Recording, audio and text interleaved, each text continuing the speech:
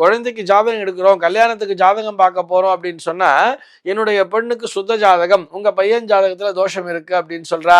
இல்ல எங்களுடைய குழந்தைக்கு தோஷம் இருக்கு, உங்க பையன் சுத்த ஜாதகமா இருக்கே அப்படின்னு சொல்றாளே. இது என்ன சுத்த ஜாதகம், சுத்த ஜாதகம் அசுத்த ஜாதகம் என்றெல்லாம் உண்டா என்பதுதான் அவருடைய கேள்வியாக அமைந்திருக்கிறது. இந்த மாதிரி ஒரு விஷயம், இந்த மாதிரி ஒரு டேர்ம் இருக்கு இல்லையா, சுத்த ஜாதகம் அப்படிங்கிற ஒரு டேர்ம் அஸ்ட்ராலஜிக்கலி எதுவுமே கிடையாது என்பதுதான் நிஜம். இது சுத்த ஜாதகம், இது அசுத்த ஜாதகம் என்பதெல்லாம் கிடையாது.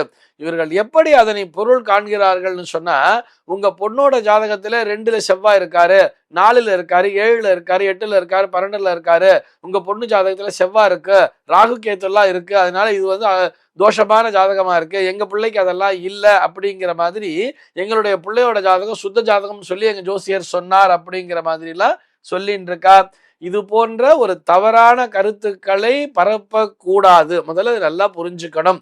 இந்த செவ்வாய் ஆகட்டும், ராகு கேத்துக்களாகட்டும், அல்லது சனி போன்ற அசுப கிரகங்களாகட்டும், எல்லோருடைய ஜாதகங்களிலுமே எல்லா கிரகங்களுமே இருக்கத்தான் செய்யும்.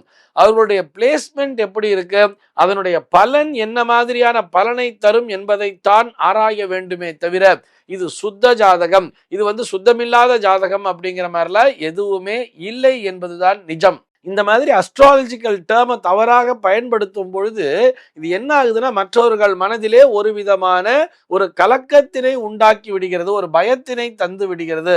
அப்ப என் குழந்தைக்கு ஏதோ குறை இருக்குங்கிற மாதிரி நினைச்சுக்கிறா. அது போல இல்லை. எல்லோருக்குமே அவரவர் செய்த கர்ம வினையின்படிதான் அவரவர்களுடைய அந்த ஜென்ம ஜாதகம் என்பதே அமைந்து விடுகிறது.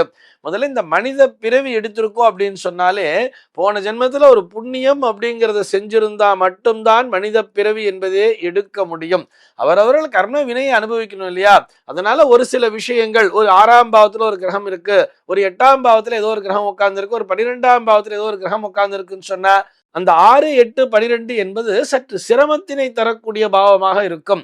அந்த கிரகங்கள், அதாவது 6ஆம் பாவகத்திலோ அல்லது 8ஆம் பாவகத்திலோ அல்லது 12ஆம் பாவகத்திலோ ஒரு கிரகம் அமர்ந்து ஒரு திசையை நடத்துகிறது என்று சொன்னால், அந்த திசைக்குரிய காலத்திலே அவர்கள் சற்று சிரமத்தினை அனுபவிப்பார்கள்.